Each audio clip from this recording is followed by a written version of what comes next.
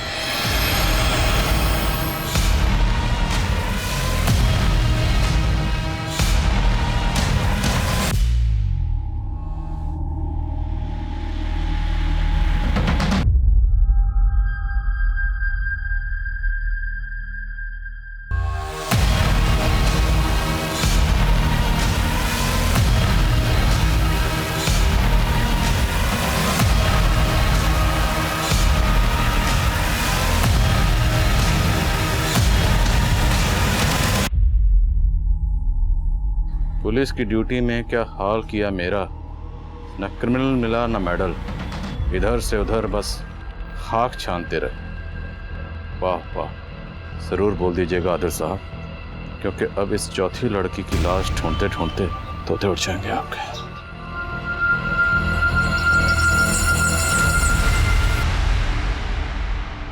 अरे अच्छे से पकड़ो।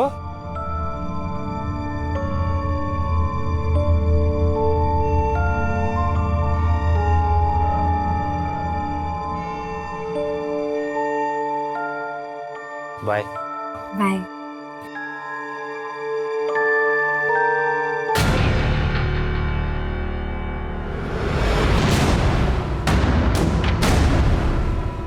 पापा ये चश्मा ना शक्ल ना सूरत, अरे भैंसी लगती है तू। और वो लड़का जो है ना बाइक पे चढ़ने आया था तने, वो 21 है तारे से।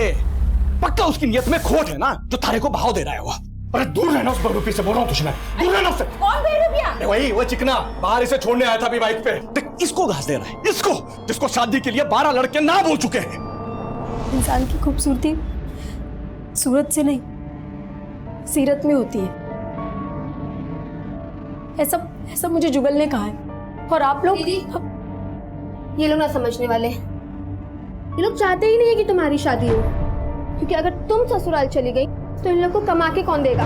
बाणी अपनी आकाशवाणी बंद कर, बोल रहा हूं तने मैं। पापा आपको समझने के लिए मुझे बानी के मशवरे की जरूरत ना है। मैं अच्छे से जानती हूँ कि आप लोग क्या चाहते हो, लेकिन अब मैं शादी करूंगी तो सिर्फ जुगल के साथ, और अब आप भी ना रोक पाओगे मन में। मेरी बात सुन और चढ़ा लो सर पे से।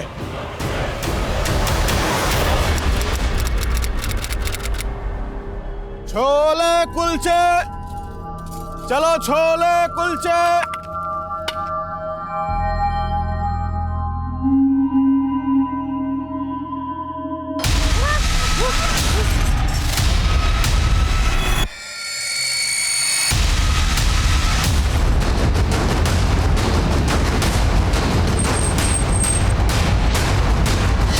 सर क्या सर, यहाँ कचरे की थैली में उंगलियां कटी हुई मिली हैं। इन उंगलियों के अलावा कुछ और मिला? अभी तक तो नहीं सर, हालांकि हमारी टीम यहाँ आसपास सर्च कर रही है। इन उंगलियों को फॉरेंसिक के लिए भेजो।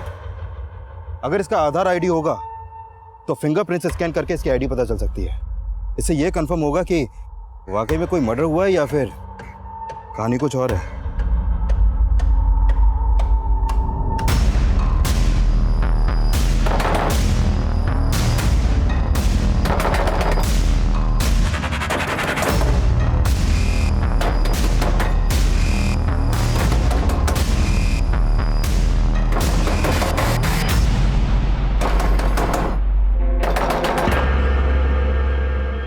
सर, उन कटी हुई उंगलियों से ये मंजू सिंह का आधार आईडी सामने आया। हमें लग रहा है इसका मर्डर हुआ है।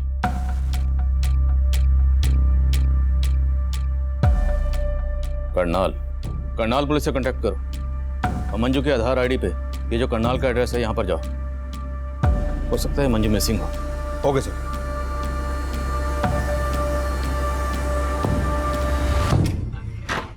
आप हैं अंकल जी? अरे भूत नीचे, हमारे से रिश्ता जोड़ने की कोशिश मत कर। रिंकी कहाँ है? मना नहीं पता जी। हमारे माथे पे सी लिखा है क्या? अरे पीछे हट जा। रिंकी! अरे अंकल जी बात तो रिंकी! बताओ, हुई रिंकी नहीं आया। रिंकी! अरे अंकल जी रिंकी नहीं आया। रिंकी! अरे अंकल जी, अरे कहाँ जा रहे आप? अंकल जी रिंकी नहीं आई जी। रिंकी! रिंकी नहीं आई जी अंकल जी। समालका के एक डंपिंग ग्राउंड में एक औरत की लाश के टुकड़े मिले हैं। बॉडी मंजू की है? जी sir. Sir, photo Manju Singh के लाश से मैच करता है।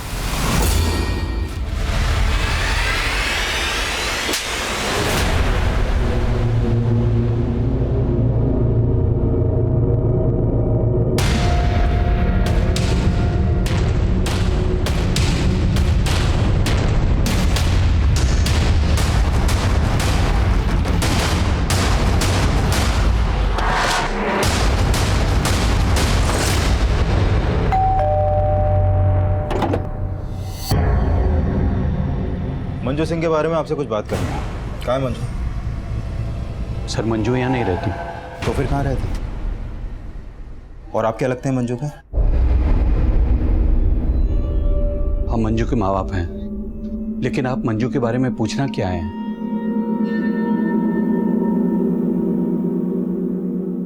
मंजू की आधार आईडी पर यहाँ का एड्रेस है। अगर वो यहाँ नहीं रहती तो फिर कहाँ रहती है?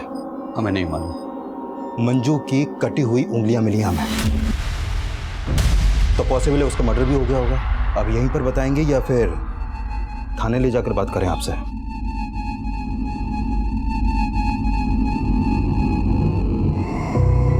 सर हम कुछ छिपा नहीं रहे। 2 साल से मैंने मंजू को नहीं देखा। तो फिर 2 साल से थी कहाँ वो? मंजू पानीपत के कॉलेज में पढ़ती थी। पानीपत के एक लड़के से उसकी दोस्ती हो गई। मने ये सब पसंद ना था साहब।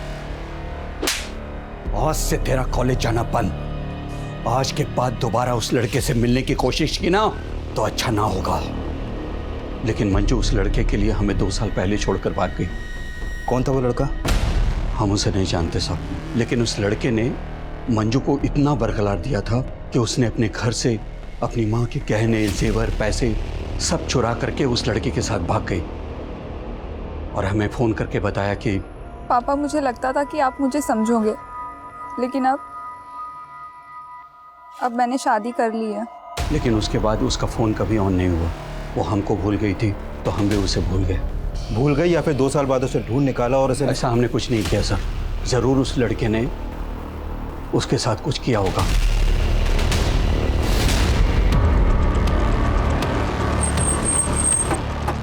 मंजू के माँ बाप का बयान क्रॉस वेरीफाई करो। हो सकता है वो झूठ बोले या कोई कहानी बना रहे हो। राइट सर, लेकिन मंजू के फादर ने मंजू का जो नंबर दिया था वो अब भी बंद है। उस नंबर के कॉल रिकॉर्ड्स निकलो। हो सकता है उसमें उस लड़के का नंबर हो जिसका जिक्र मंजू के फादर ने किया। सब मर्डर बहुत ही ब्रूटली किया गया है। लाश के टुकड़े करके यहाँ पे डंप कर दिया गया। उसे हाथ की उंगलियां कटी हुई हैं। मंजू की उंगलियों को काटकर पानीपत में फेंका गया और बाकी बॉडी को यहाँ समालखा में। और कातिल ने शायद बॉडी के इतने टुकड़े इसलिए किए हैं ताकि बॉडी की शिनाख्त ना हो सके। लेकिन उंगलियों को पानीपत में फेंकने के पीछे क्या मकसद हो सकता है? पकड़ कर उंगली इतना ले चलूं उस आसमान पर जहाँ मैंने तेरे लिए सितारों से एक घर बनाया है। दूर कहीं आसमान पर तेरे लिए खूबसूरत सा नया जहाँ बसाया है। एक और है। नहीं नहीं लोटन, बस। अरे बस का इंतजार तो उसने है जिसकी अपनी गाड़ी नहीं। अब बैठ मेरी ऑटो में, तू मेरी सवारी नहीं। सवारी नहीं? घोड़ा घास से दोस्ती करेगा ना तो भूखा मरेगा। अरे मौत तो मुकर्रर है सबकी, हम तो तुझ में अपनी जिंदगी देखते हैं। फिलहाल ना मेरी मॉम मुझे ढूंढ रही है और फोन में बैटरी भी चली गई। चलो। अरे तू ले मेरा फोन तो फोन करके अपने घर पे कर दे क्रांति, बोल दे वो अपने लोटन के साथ। तुम्हारा नाम सुनते ही ना मेरी मॉम लोटपोट हो जाएगी। अरे यार इतना सीरियस क्यों हो रहे हो? जब वक्त आएगा ना तो मैं सब कुछ प्यार से बता दूँ। ओके? क्या बता देगी? यही कि मैंने एक ऑटो वाले लोटन के साथ अपना मीटर डाउन किया है।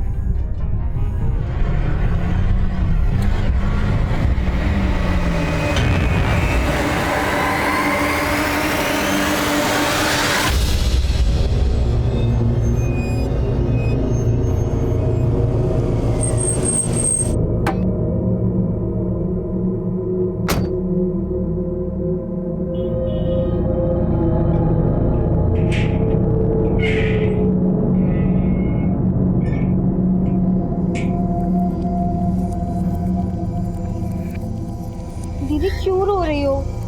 मैं हूं ना तुम्हारे साथ, सब ठीक हो जाएगा। ज्यादा अंगरक्षक बनने की कोशिश ना कर और तू ये रोना धोना बंद कर ले। कल से नौकरी पे जाना है और अगली बार से उस छोरे से मिलना नहीं है, वरना इस बार उसका सर फोड़ा, अगली बार थारा फोड़ूंगा। पापा ये आप क्या कर रहे हैं? मैं जुगल को अपना पति मान चुकी हूँ। अरे बावड़ी पूंछ, थारे को पेट से कर देगा वो और छोड़ देगा। अरे ऐसे छोरों का ईमान ना होता है कोई।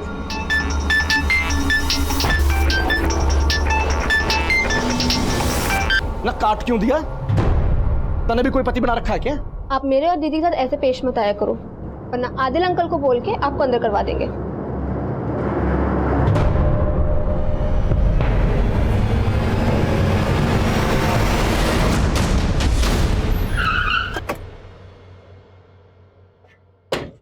जैन सर। जय। सर मंजू के फादर ने मंजू का जो मोबाइल नंबर दिया था वो 2 साल से बंद है और मैंने चेक किया कि मंजू 2 साल से अपने फादर के यहाँ करनाल में भी नहीं देखी गई है। तो 2 साल से मंजू कहाँ थी? सर मैंने मंजू के 2 साल पुराने कॉल रिकॉर्ड चेक किए। 2 साल पहले तक मंजू एक राजवीर सोलंकी नाम के लड़के को काफी कॉल करती थी। ये राजवीर पानीपत में मंजू के साथ उसी के कॉलेज में पढ़ता था। कॉलेज का कुश्ती पहलवान था सर वो। 121, 122, दबा के कर बेटा, दबा के पेल। 123, 124। बस बापू, तेल निकल गया। अरे तेरा तेल ना आशिकी ने निकाला बेटा। मैं तुझे नेशनल चैंपियन बनाना चाह रहा था, लेकिन तू औरतों के हुस्न का चैंपियन बन बैठा। चल कर। बापू और कितना खसेगा? गलती हो गई, माफ कर देना। अरे चल, बहाने मत बना।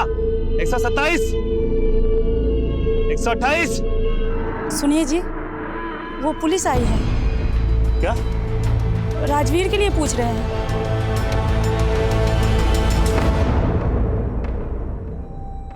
क्या हुआ पहलवान? मुंह में दही क्यों जम गई? मंजू का नाम सुनते ही चुप क्यों हो गए? मैं किसी मंजू को नहीं जानता जी।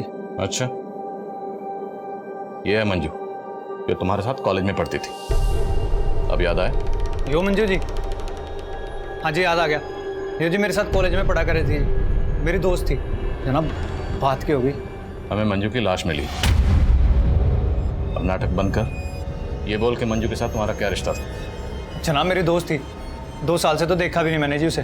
मंजू के फादर का कहना है कि 2 साल पहले उसने किसी लड़के के साथ भागकर शादी की थी और तेरे कॉलेज के दोस्तों का कहना है कि तेरे से अच्छा मंजू का और कोई दोस्त नहीं था, है ना? साहब आप कहना क्या चाहते हो? साफ साफ बोल दो ना।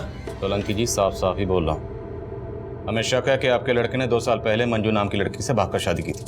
लगता है किसी ने आपके कान भरे साहब। हमारा बेटा कुंवारा है। तो ये आपके बेटे से पूछ लेते। तो मंजू के सबसे अच्छे दोस्त, तो तुम्हें तो पता ही होगा कि 2 साल पहले मंजू ने किस लड़के के साथ भागकर शादी की थी। जनाब मालूम नहीं, मैं तो बोल रहा हूँ ना जी, मैंने 2 साल से मंजू को देखा भी नहीं है। सब पक्का ये बाप बेटे हमसे कुछ छिपा रहे हैं।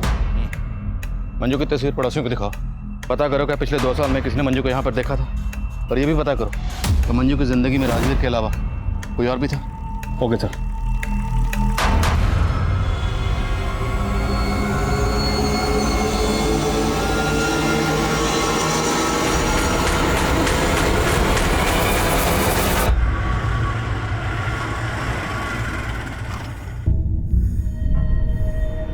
चलो बाय।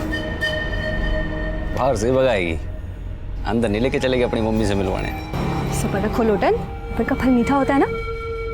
तो घनी नमकीन है, नमकीन और मिठा एक साथ, कहीं बात अजमी ना हो जाए। बाय।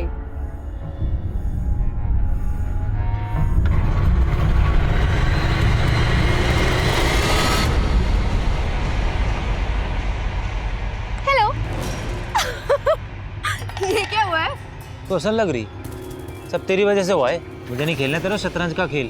प्यार करूं तुझसे और इश्क लड़ाऊं तेरी बहन से। बंद करियो नाटक। खत्म ही करना था तो क्यों सोया मेरी बहन के साथ? तेरी बहन बैग गई थी और इससे पहले मैं बैग जाता ना, तेरे पापा आ गए थे। और अपनी फैमिली को तू जेलस करने के लिए ना अपनी बहन की भावनाओं से खेल रही है। प्यार करने लगे सच में मुझसे वो। अरे तो तू भी करना, क्या प्रॉब्लम है? वैसे भी रिंकी दीदी तुझे बहुत खुश रखेगी। ये?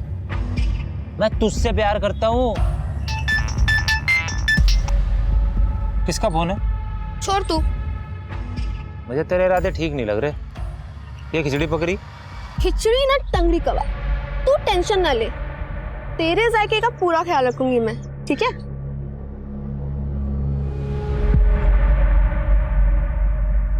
सर पिछले 2 साल से मंजू को राजवीर के घर के आसपास भी नहीं देखा गया, और राजवीर के पिछले 6 महीने पुराने कॉल रिकॉर्ड में भी मंजू का कोई दूसरा नंबर नहीं मिला।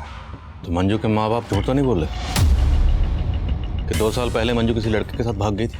लेकिन सर मंजू की लाइफ में कोई ना कोई लड़का जरूर था, क्योंकि उसकी पोस्टमार्टम रिपोर्ट में यह भी सामने आया है कि मंजू 3 मंथ्स प्रेग्नेंट थी। प्रेग्नेंट? मौत की वजह? Excessive bleeding. मंजू के दोनों हाथों की उंगलियां काटी गई, जिससे ज्यादा खून बहने की वजह से उसकी मौत हो गई, और मौत के बाद उसकी बॉडी के टुकड़े किए गए। और हाँ सर, मंजू के सर पर एक चोट का निशान भी है, और उसकी मौत 16 अप्रैल की रात को हुई थी। हमें मंजू की लाश 17 अप्रैल को मिली। प्रेग्नेंट। पति कौन है उसका? सर फिलहाल मुझे राजवीर के अलावा कोई नहीं दिख रहा। एक काम करें सर, उसका डीएनए मंजू के बच्चे के डीएनए से मैच करवा के देखें। चौधरी, डीएनए रिपोर्ट आने में बहुत वक्त लग जाएगा और हमारे पास वक्त है नहीं। मंजू के पेरेंट्स का कहना है कि 2 साल पहले मंजू घर छोड़कर भाग गई थी, तो हमें पता करना है कि 2 साल तक मंजू कहाँ थी और किसके साथ थी। एक काम करो, पानीपत में जितने मैटरनिटी हॉस्पिटल हैं सब जगह जाओ। मंजू प्रेग्नेंट थी तो किसी न किसी हॉस्पिटल में जरूर जाती होगी। हो सकता है वहां से हमें उसकी पति की कोई लीड मिले। Okay sir.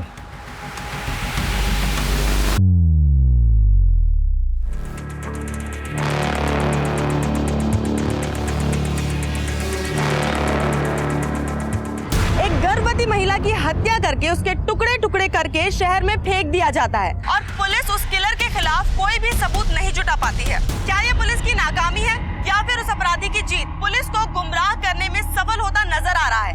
क्या पुलिस मंजू के उस कातिल तक पहुंच पाएगी या नहीं?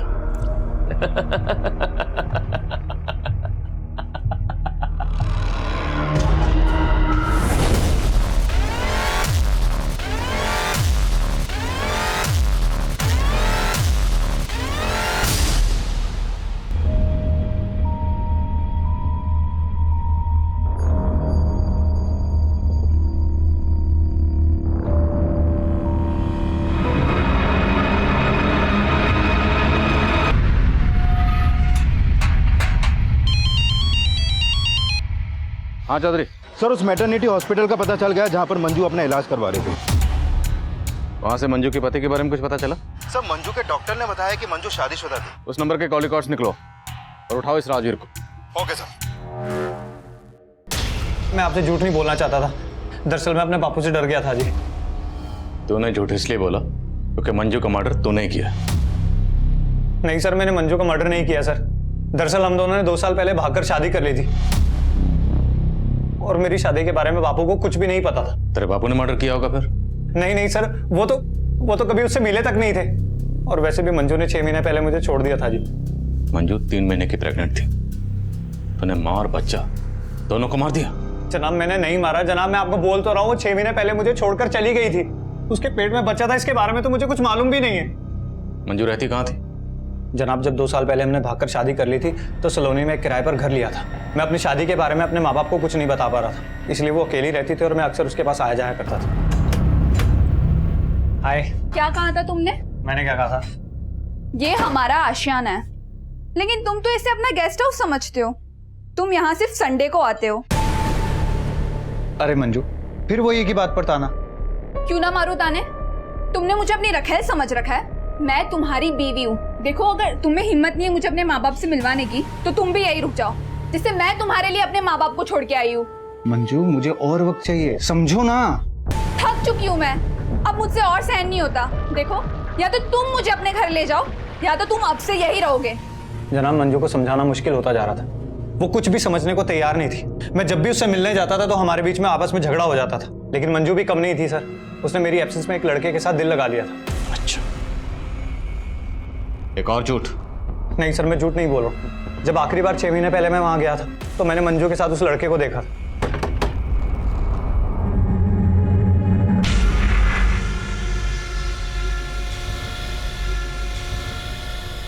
मंजू, कौन था ये लड़का? यहाँ क्या कर रहा था?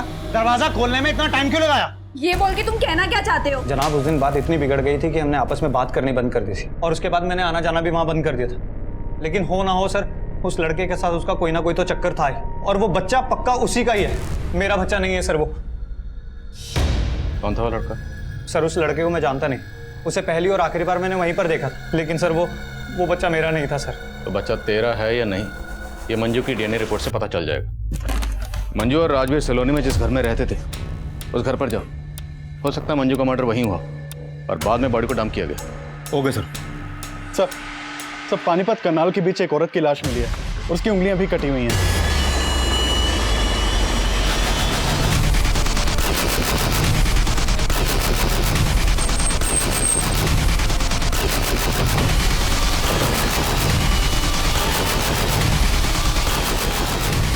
अरे पीछे निकालो जरा। मोहब्बत के हारे किला फतेह करने निकले, तेरे साथ नहीं तो तेरे पास सही, हम जीतने वालों को हराने निकले। आखिर ये शायरो शायरी करके और उंगलियां काट के कातिल साबित क्या करना चाहता है? सर, मंजू की लाश को टुकड़े टुकड़े करके डंप किया गया और इसकी सिर्फ उंगलियां काटी गई हैं। काफी हद तक मर्डर का मॉडस ऑपरेंडी सेम है। बॉडी की शिनाख्त करवा, हो सकता है इसका मंजू या उसके जान पहचान वालों से किसी को ताल्लुक हो। सर,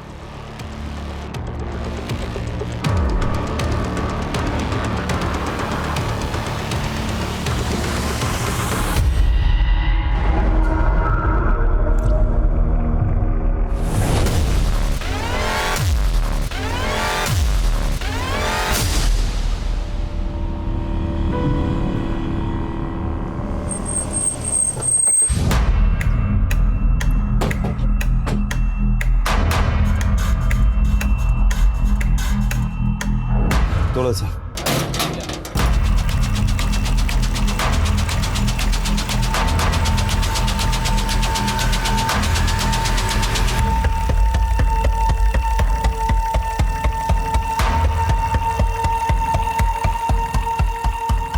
सर, मंजू के सलोनी वाले घर में ऐसे कोई साइन नहीं मिले जैसे लगे कि मर्डर यहाँ पर हुआ हो। करनाल और पानीपत के बीच हमें जिस औरत की लाश मिली है उस औरत की भी उंगलियां काटी गई।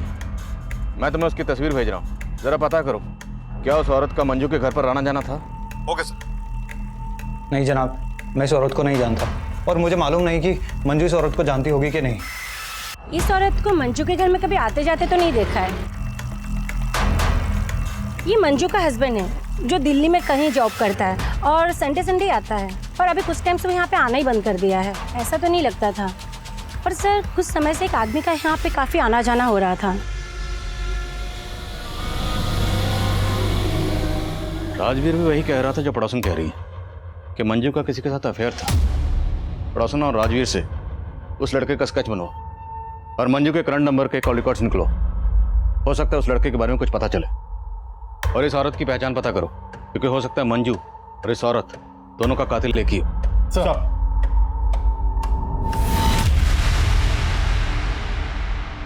अरे भाई, ये ऑटो गाड़ी पार्क कर देना और एक भी स्क्रैच नहीं आना चाहिए। ए भाई, यहाँ मैं कार पार्क के लिए खड़ा हूँ, तुम्हारी उड़न खटोला के लिए नहीं। ओ भैंस की पूछ, रोमांस के मूड में उसलिए प्यार से सुन, मैं तेरा कस्टमर हूँ और तू दरबान। बैगर्स कांट बी चूजर्स, समझा? नहीं समझा? अच्छे से गाड़ी पार्क करियो, एक भी स्क्रैच आ गया ना तो तेरी खाट खड़ी कर दूंगा।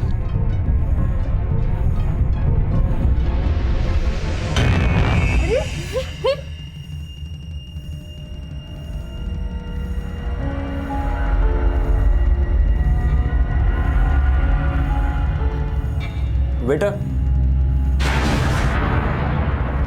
लोटन सुनो ना, वो मैं कह रही थी कि जब हम घर जाएंगे ना,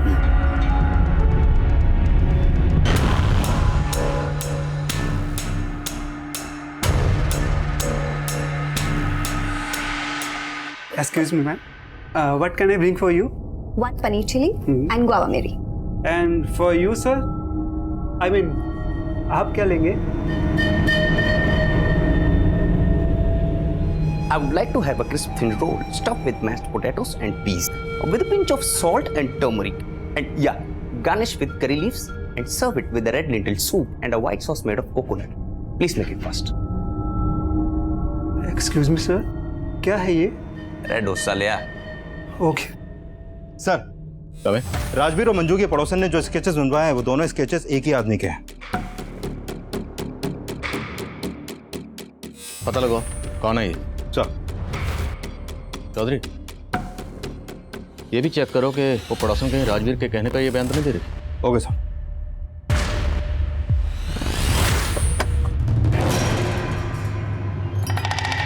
बाय।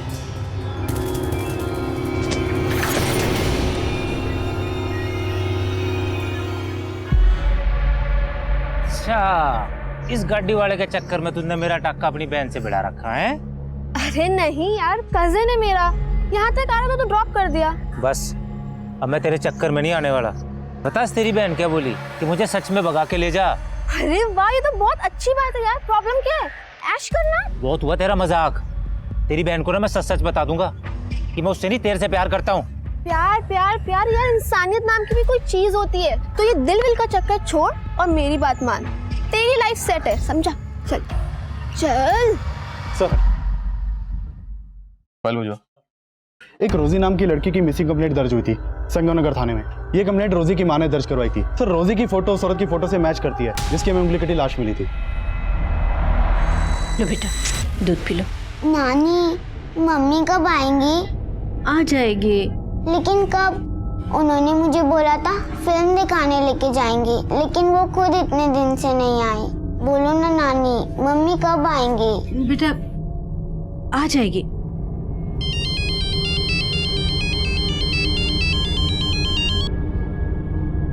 हेलो,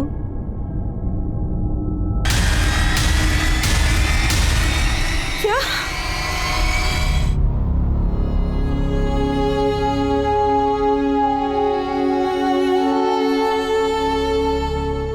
सर, रोजी कॉल सेंटर में काम करती थी। 2 दिन पहले मैंने उसे आखिरी बार देखा था, तब वो कॉल सेंटर जाने के लिए घर से बाहर निकल रही थी। अच्छा माम, मैं चलती हूँ। बाय बच्चा। मम्मा, मैंने आपको बोला था ना मुझे कार्टून फिल्म देखने जाना है सिनेमा में। हाँ बेटा, चलेंगे पक्का। लेकिन कब मम्मा? बेटा नेक्स्ट संडे। अभी मुझे ऑफिस के लिए लेट हो रहा है और मेरे पीछे से नानी को परेशान मत करना। मेरा अच्छा बच्चा है ना। बाय बाय माँ। सर, उसके बाद रोजी का कुछ पता नहीं चला। अगली सुबह वो कॉल सेंटर से वापस ही नहीं आई, ना ही उसका फोन लग रहा था। लेकिन आपने संतनगर पुलिस स्टेशन को ये नहीं बताया कि रोजी कौन से कॉल सेंटर में काम करती थी? रोजी कहाँ काम करती थी उसने मुझे कभी नहीं बताया। आपकी बेटी कहाँ काम करती थी ये आपको नहीं पता? और आपने कभी पूछा भी नहीं उससे? सर, मैंने कई दफा उससे कहा था कि अपने कॉल सेंटर का पता घर में छोड़ दे। आपने बताया कि रोजी की बेटी है। उसका पति कहाँ? रोजी की अपने पति से नहीं बनती थी, इसलिए 3 साल पहले वो अपने पति से अलग हो गई थी। कहाँ रहता है? वो जींद रोड पे रहता था और रोजी से अलग होने के बाद वो कहीं शिफ्ट हो गया था। कहाँ शिफ्ट हो गए? सर, वो मुझे नहीं पता। मैडम, आपको आपके दामाद का नाम तो पता होगा। उसका सुनील नाम है। किसी पे शक आपको? कौन आपकी बेटी के साथ ऐसा कर सकता है? नहीं सर, मुझे कुछ नहीं मालूम। कुछ दिन पहले मंजू नाम की एक लड़की का कत्ल हुआ। यह है मंजू। इसकी भी ठीक वैसी उंगलियां काटी गई जैसे आपकी बेटी रोजी की काटी गई। क्या आप इसे जानती हैं? हो सकता है ये आपकी बेटी रोजी को जानती हो, कभी आपके घर आई हो। नहीं सर, मुझे कुछ नहीं मालूम इसके बारे में। कुमार, पता लगाओ रोजी कौन से कॉल सेंटर में काम करती थी और उसके पति सुनील का भी पता लगाओ। सर।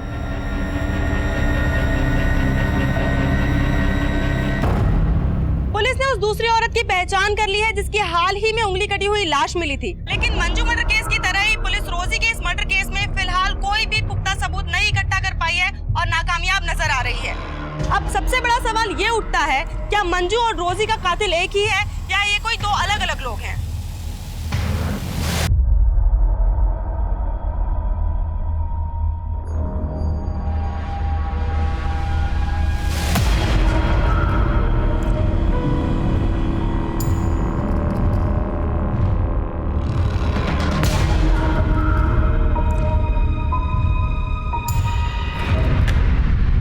सर, मंजू के नए नंबर के कॉल रिकॉर्ड में एक नंबर मिला है जिसका फोटो उन स्केचेस से मैच करता है जो राजवीर और मंजू के पड़ोसन ने बनवाए थे। इसका नाम महेश सिंह है सर। इसका मोबाइल नंबर करनाल के एड्रेस पर रजिस्टर्ड है। करनाल? मंजू भी करनाल की रहने वाली थी? हाँ सर, और ये भी पता चला है कि ये महेश मंजू का कजन है। ये मंजू के कोई दूर के ताऊ का बेटा है। लेकिन मंजू के माँ बाप का कहना है कि वो बिल्कुल नहीं जानते थे कि 2 साल तक मंजू कहाँ रह रही थी। तो फिर ये मंजू का कजन ये मंजू से मिलने क्यों जाता था? और इसे कैसे पता कि मंजू कहाँ रहती थी? सर, मैं हमेशा मंजू का सपोर्ट करता था सर। मानता हूँ चाचा जी उनकी शादी के खिलाफ थे, लेकिन राजवीर के साथ घर से भाग जाने के बाद से मैं लगातार मंजू के टच में था। लेकिन राजवीर का कहना है कि उसने तो मंजू को 6 महीने पहले ही छोड़ दिया था। सर, राजवीर ने मंजू की जिंदगी बर्बाद करके रखी थी, बल्कि मंजू तो उसके खिलाफ कानूनी मदद भी लेना चाहती थी। चीट किया था सर उसने मंजू को। उसकी वजह से उसने अपना घर परिवार छोड़ा, अपने पेरेंट्स से अपना रिश्ता खत्म किया, और बदले में उसे क्या मिला? सिर्फ दुख। कहीं तुमने भी बदला तो नहीं लिया? मंजू के माँ बाप के कहने पर तुमने मंजू को... कैसी बातें करें सर आप? मंजू के पेरेंट्स को तो पता तक नहीं है कि मैं मंजू के टच में था। लेकिन मंजू का मर्डर हो गया, फिर भी तुम हमारे पास नहीं आए? सर, क्योंकि मैं दिल्ली गया हुआ था किसी काम से, और मैंने सोचा भी नहीं था कि मंजू के साथ इतना बुरा हो सकता है।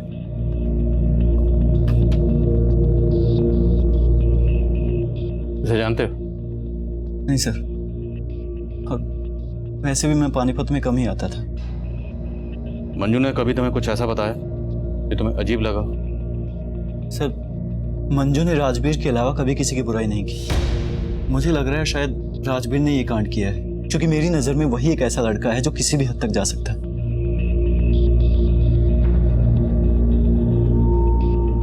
सर, राजवीर और मंजू के पड़ोसन को लग रहा था कि ये महेश मंजू का लवर है, लेकिन ये तो मंजू का कजन निकला। सर, कहीं ये एंगल मंजू के पेरेंट्स से तो नहीं जुड़ा? शायद ऑनर किलिंग, क्योंकि वो लोग भी मंजू और राजवीर की शादी के खिलाफ थे। अगर एंगल वाकई ऑनर किलिंग का है तो फिर राजवीर का बाप भी हमारा स्ट्रॉन्ग सस्पेक्ट है। एक काम करो, इन सब के डीएनए मंजू के बच्चे के डीएनए से मैच करो। हम किसी का भरोसा नहीं कर सकते। Right sir.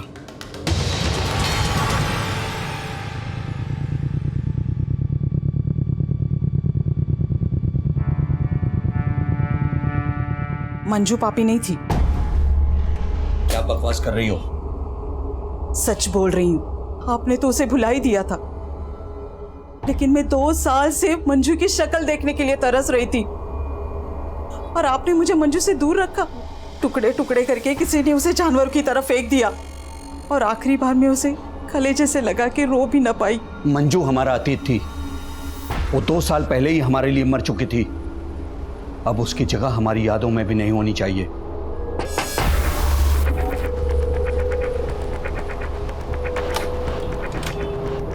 सिंह साहब, आपको हमारे साथ चलना है।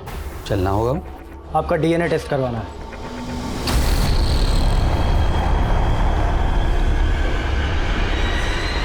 वो पुलिस वाले सोच रहे तेरी लुगाई मंजू के पेट में मेरा बच्चा है। मेरा डीएनए करवा रहे हैं वो लोग, सब तेरी वजह से। मेरे को भी बहुत धोया बापू उन्होंने, और तू तो मुझसे बड़ा पहलवान है ना। उनके डंडों से तेरा तेल ना निकलने वाला। क्यों डर रहा है तू?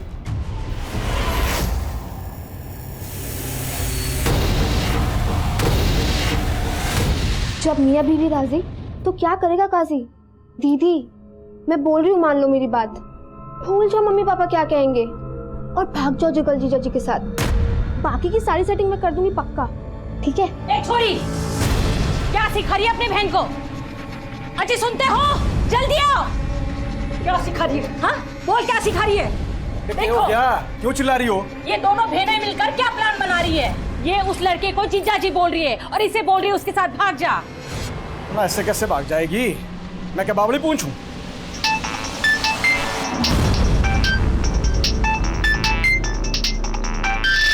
तने किसके फोन आते रहते हैं हैं? ना बता दे, कहीं ऐसा ना हो रिंकी से पहले थारी टांगे तोड़नी पड़े। कंजर खाना बना के रखा है घर को।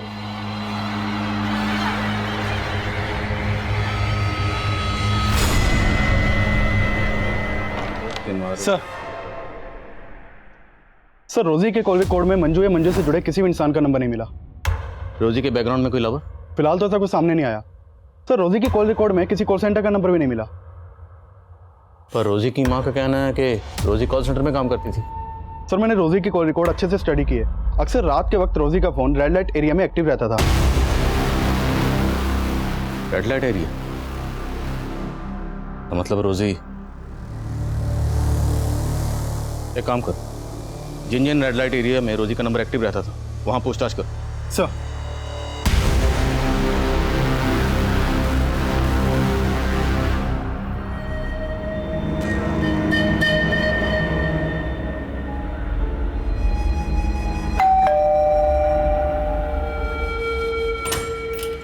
मम्मी, ये मेरा दोस्त लोटन। नमस्ते। Lotan, strange name. जी, यो नाम मेरी मम्मी ने दिया है जी। अच्छा, प्लीज कम, हैव सीट। तो लोटन, तुम काम क्या करते हो? ऑटो है जी मेरा। Auto driver? नहीं जी, मतलब ऑटो मेरा खुद का है, मैं ओनर हूँ उसका, और अपनी मर्जी का भी। मम्मी, आपको पता है मैं ना लोटन के ऑटो में ही रोज कॉलेज जाती हूँ, और पता नहीं टाइम कैसे बीत जाता है, पता ही नहीं चलता।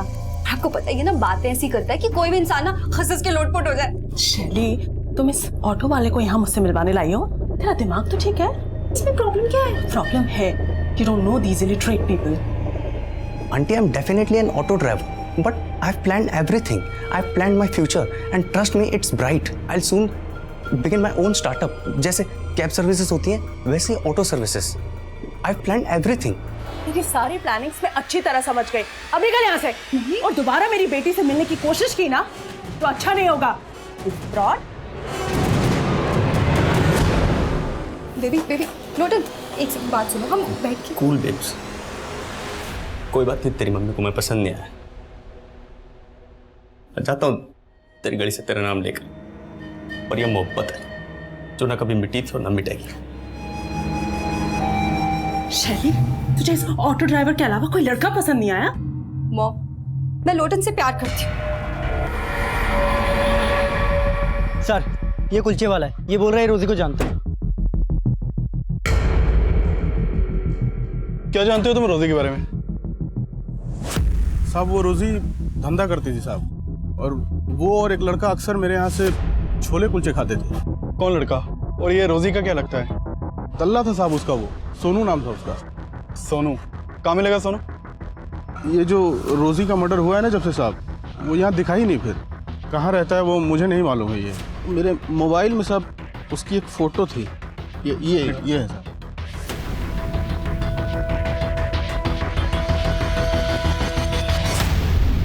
खा लो। मुझे नहीं खाना। थोड़ा सा खा लो। नहीं, जब तक मम्मी नहीं आएगी मैं कुछ नहीं खाऊंगी।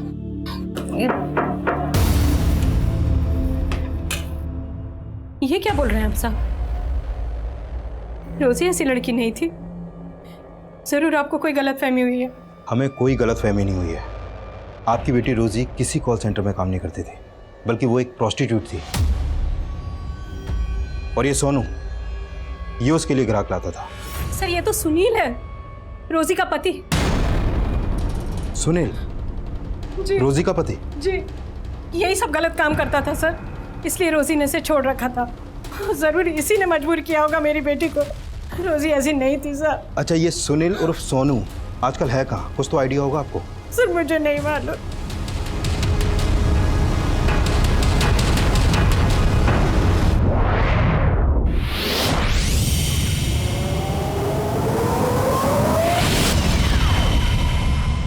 साहब, उस रोजी को ना ये धंधा अच्छा नहीं लगता था।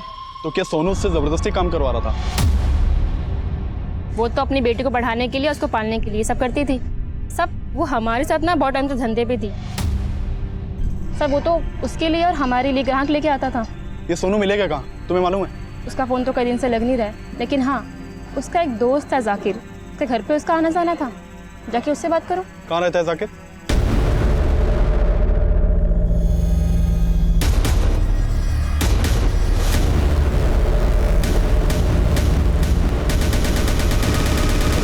सर मैंने रोजी के साथ कुछ नहीं किया सर।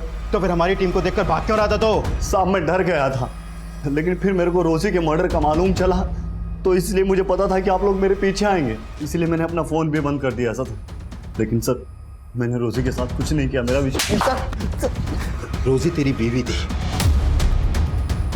और तूने उसे मजबूर किया था इस धंधे में उतरने के लिए, है ना? नहीं साहब, रोजी जब तक मेरे साथ रहती थी तब तक मैंने उससे कोई धंधा वंदा नहीं करवाया था, लेकिन जब रोजी को पता चला कि मैं दल्लागिरी ये सब करता हूँ तो मुझे छोड़कर चली गई थी। लेकिन उसको कुछ दिन बाद आटे दाल का भाव पता चल गया था।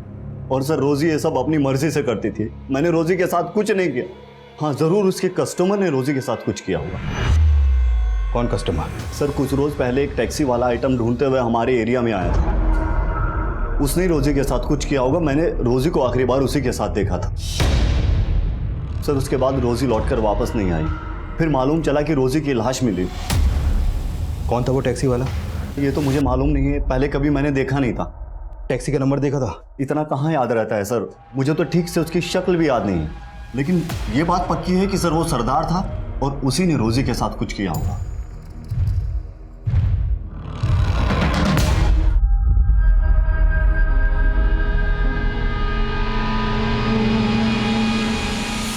सर सोनू ने जिस एरिया में उस टैक्सी वाले को देखा था वहां पर कोई सीसीटीवी है ही नहीं। नहीं ऐसा तो नहीं कि सोनू ने खुद ही किसी नफरत की वजह से अपनी बीवी का कत्ल किया फिर उसके पास वो शायरी छोड़ दी। लेकिन सर मैंने सोनू की हैंडराइटिंग भी शायरी की लिखावट से मैच करके देखी है, मैच ही नहीं हुई है। अगर सोनू सच बोला है तो पॉसिबल है कि मंजू ने उसी सरदार की टैक्सी हायर की हो जिसकी रोजी ने की थी, क्योंकि दोनों की मॉडस ऑपरेंडी सेम। सभी टैक्सी स्टैंड पर पता करो, एक सरदार टैक्सी वाले को ढूंढना मुश्किल नहीं होना चाहिए। राइट।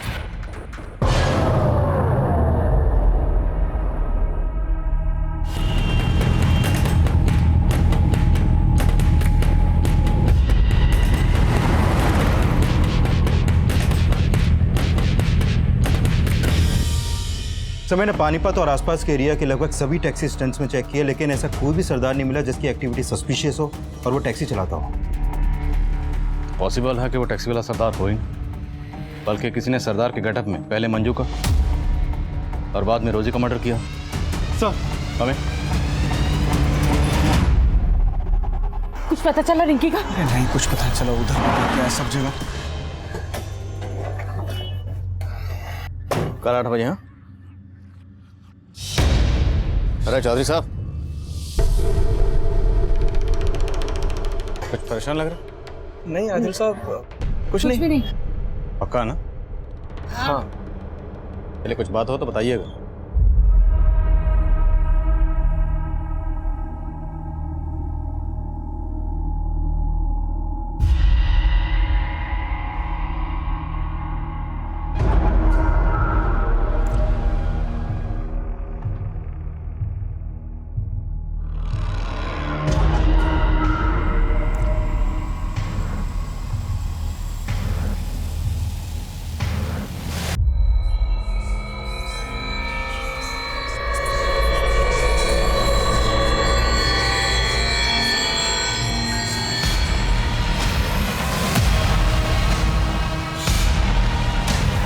पुलिस की ड्यूटी में क्या हाल किया मेरा, न क्रिमिनल मिला न मेडल, इधर से उधर बस खाक छानते रहे। वाह वाह। जरूर बोल दीजिए आदिल साहब, क्योंकि अब इस चौथी लड़की की लाश ढूंढते ढूंढते तोते उठ जाएंगे आपके।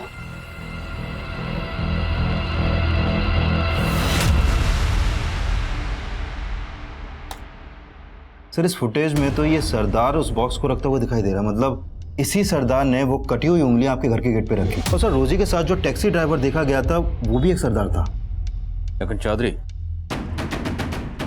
ये बंदा सरदार नहीं, नकली सरदार है, इसने भेस बदला हुआ है और ये जो भी है मुझे चैलेंज कर रहा है।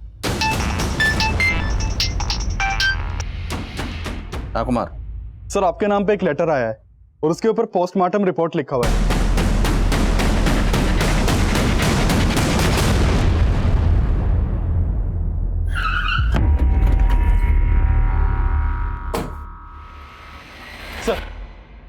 Sir letter.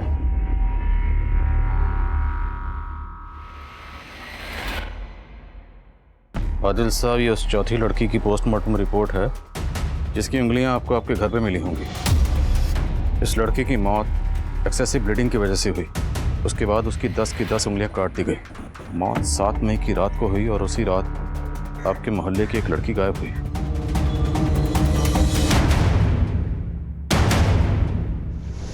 कुछ परेशान लग रहा है? नहीं आदिल साहब, कुछ नहीं। पता करो ये लेटर कहाँ से पोस्ट किया गया। सर,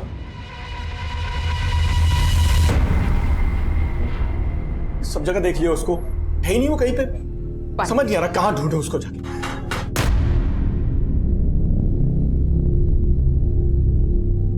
क्या चौधरी साहब, इसे ढूंढने की बात कर रहे हैं? सब ठीक तो?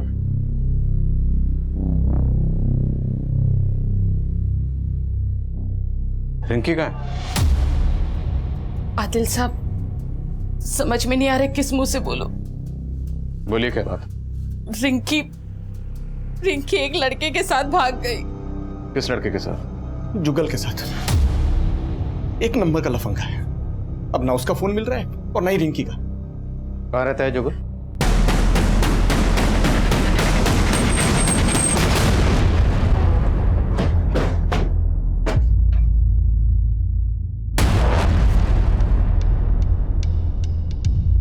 तोड़ो।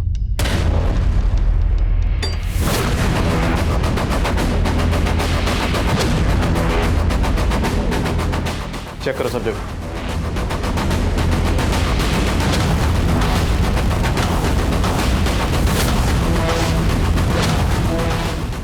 सर, यहाँ तो कुछ भी सस्पिशियस नहीं मिला। चौधरी, हो सकता है जो मुझे चैलेंज कर रहा है वो ये जुगल ही हो। रिंकी और जुगल दोनों के कॉल रिकॉर्ड्स अच्छे से स्कैन करो। Okay sir. हाँ कुमार। सर, वो लेटर एक सरदार ने पोस्ट किया है।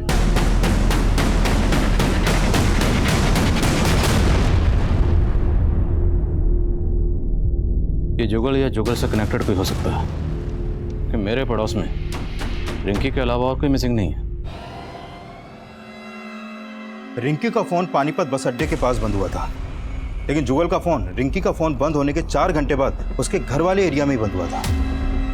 जुगल के कॉल रिकॉर्ड्स में कुछ सस्पिशियस? सर, जुगल ने लास्ट कॉल एक सुबोध नाम के लड़के को किया था। ये उसका फोटो है सर। सर, मैंने इस सुबोध के भी कॉल रिकॉर्ड चेक किए हैं। सर, ये सुबोध रिंकी की छोटी बहन बानी को भी बहुत कॉल करता था। पूछताछ करो जरा सुबोध से। मैं बानी से मिलता हूँ। सर, जुगल से मेरा कोई लेना देना नहीं है। तो फिर जुगल ने तुझे फोन क्यों किया था? दरअसल सर, बात यह है कि मैं एक बानी नाम की लड़की से बहुत प्यार करता हूँ। सर, काफी टाइम से हमारा अफेयर चल रहा था। सर, जुगल ने एक दिन फोन पे मुझे बोला कि बानी मुझसे चीट कर रही है। सर, बानी का जुगल के साथ भी अफेयर चल रहा था। वो क्या है कि जुगल से मन भर गया था उसका, इसलिए अपनी बहन रिंकी से टांका फिट करवा रही थी उसका। ये जुगल कहाँ है अभी? अंकल, वो मैं जुगल को प्यार नहीं करती थी, लेकिन वो लड़का अच्छा था। इसके लिए मैंने सोचा कि दीदी को उसके साथ, लेकिन मैंने जैसा सोचा था ना वैसा कुछ भी नहीं हुआ। मुझे तो सही उम्मीद नहीं थी बानी। तू जुगल से प्यार करती थी और तूने मुझे धोखा दिया। नहीं दीदी, ऐसा कुछ भी नहीं है जैसा आप सोच रहे हो। आपको जरूर कोई गलतफहमी हुई है। कोई गलतफहमी ना हुई। मैंने रिंकी को सब कुछ सच सच बता दिया है। सुबोध, उसका जुगल से क्या कनेक्शन? जुगल ने सुबोध को भी मेरे खिलाफ बोल दिया था। मेरे घर के बाहर कटी हुई उंगलियां मिली किसी लड़की की, और हमें शक है कि शायद वो उंगलियां रिंकी की हैं। क्या बात कर रहे हैं खान साहब? बानी, बोलो, जुगल कहाँ? अंकल, मैं आपको सच में बोल रही हूँ, मुझे नहीं पता जुगल कहाँ है।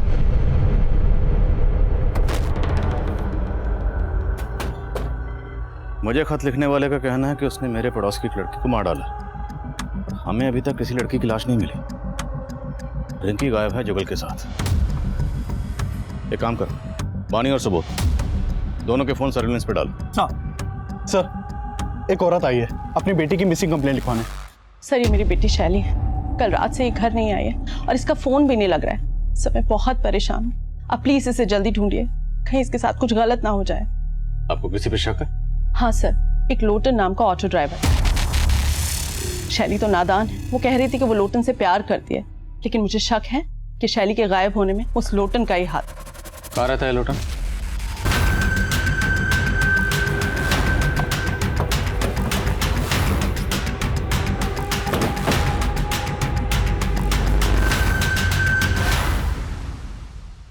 ताला तोड़वाओ।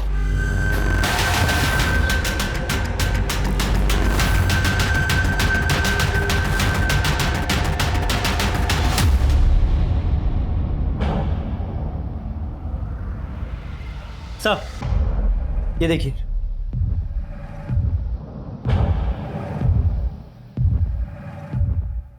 सर ये देखिए, यहां पर भी ब्लड के ट्रेसेस हैं,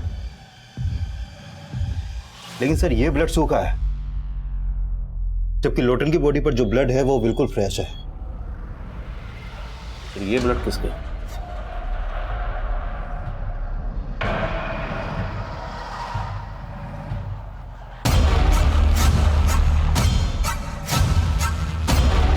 लोटन के पड़ोसी से पता करो इसका किस किस से मिलना जुलना था और कहाँ कहाँ आना जाना था। Okay sir. हाँ बोलो कुमार। सर जिस एरिया में रिंकी का फोन बंद हुआ था उस एरिया में रिंकी की लाश भी मिली है।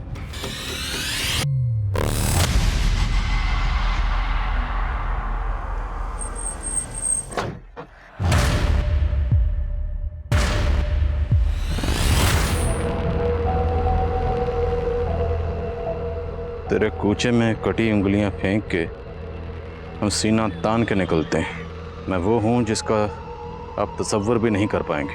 बहुत पापड़ बेलने पड़ेंगे आदिल साहब, मुझे नहीं, मच्छर पकड़ो।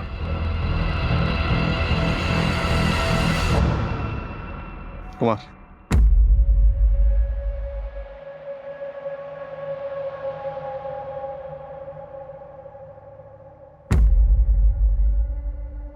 सर हमने जिन जिन सस्पेक्ट्स के डीएनए करवाए थे उनकी रिपोर्ट आ गई है। सर मंजू के बच्चे का डीएनए महेश के डीएनए से मैच करता है। हाँ सर, मैं मंजू का कज़न हूँ, लेकिन साथ ही साथ उसे पसंद भी करता था। फिर हमें अचानक एक दिन पता चला कि वो पेट से है। सर मैंने मंजू को कई बार बोला कि वो अबॉर्शन करवा ले, लेकिन वो नहीं मानी सर। कि इसका मतलब ये नहीं है सर मैं उसे मार दूंगा। नहीं सर, मैंने मंजू को नहीं मारा सर। तब पूछताछ में पता चला है कि लोटन का एक चरण नाम का दोस्त हुआ करता था जो टैक्सी चलाता था और वो लोटन के साथ ही रहता था, लेकिन कुछ टाइम पहले उसने लोटन का घर छोड़ दिया था। सर ये चरण लोटन की हत्या के बाद से गायब है। और कोई खबर? सर चरण के बारे में ये पता चला है कि वो यूपी का रहने वाला था और आईपीएस की तैयारी कर रहा था। और ये भी सामने आया है कि ये चरण मंजू के ही कॉलेज में पढ़ता था, वो उससे 2 साल सीनियर था। सर लोटन के एक ऑटो वाले दोस्त से चरण के एक ठिकाने का पता चला है। मैंने अपनी एक टीम को भेजा है वहाँ पर।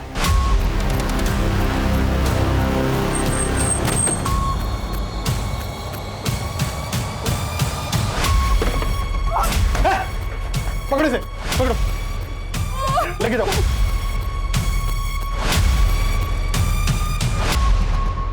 लाइफ बहुत स्ट्रेंज है आदिल साहब।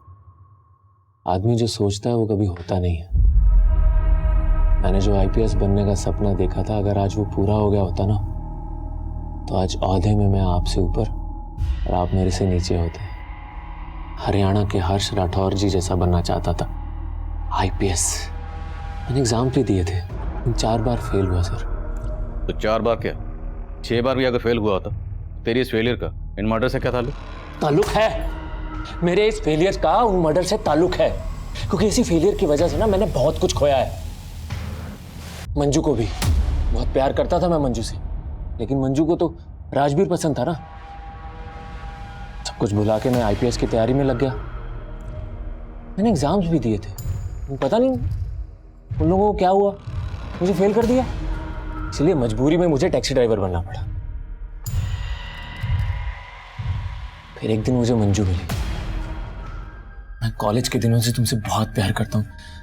अगर तुम हाँ करो तो हम लोग शादी भी कर सकते हैं। नहीं चरण, मैं अपनी जिंदगी किसी और के नाम कर चुकी हूँ। मतलब राजवीर फिर से? राजवीर नहीं, महेश। महेश का नाम सुन के ना मेरा दिमाग घूम गया था। अपने ही कजन के साथ, छी, मेरे 3 महीने का बच्चा था उसके पेट में, पता है? मेरा इतना दिमाग घूम गया ना, मैंने उसकी गर्दन पकड़ के ऐसे दीवार में दे मारा। मैंने उसे मारा। आप लोग मंजू को पहचान ना सको इसलिए मैंने उसकी बॉडी के टुकड़े टुकड़े करके जंगल में फेंक दिया। मुझे लगा जब तक आप लोग उसकी बॉडी की शिनाख्त करोगे गायब हो जाऊं, लेकिन आप लोग तो मेरे तक पहुंच ही नहीं पाए। सर हंसी आती है मुझे आप लोगों पे। और गुस्सा भी। करप्शन से भरे सिस्टम की वजह से ना मैं आईपीएस नहीं बन पाया। इसीलिए अपनी काबिलियत साबित करने के लिए ना मैंने आप लोगों का इम्तिहान लेना शुरू किया। सबसे पहले मैंने उस धंधे वाली रोजी को मारा।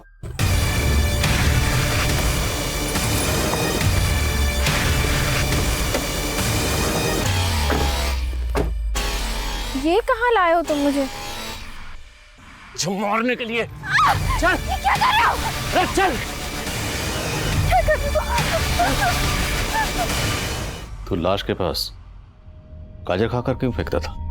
चैलेंज था सर। आप पुलिस वाले हैं तो थोड़ा चैलेंज तो बनता है ना, लेकिन आप तब भी नहीं पकड़ पाए। फिर मैंने आपको दूसरा चैलेंज दिया। रिंकी टैक्सी का वेट कर रही थी, मैंने उसे भी उठा लिया और ये क्या कर रहे हो? बड़ा मजा आ रहा था मुझे आप लोगों के दिमाग के साथ खेलने में, लेकिन साला दिल के चक्कर में हार गया। वो लोटन था ना, साला बार बार मुझे चिढ़ाता था शैली का नाम लेके। मैंने सोच लिया कि अगर मंजू नहीं मिली तो क्या हुआ, इसकी शैली को छीन लूंगा।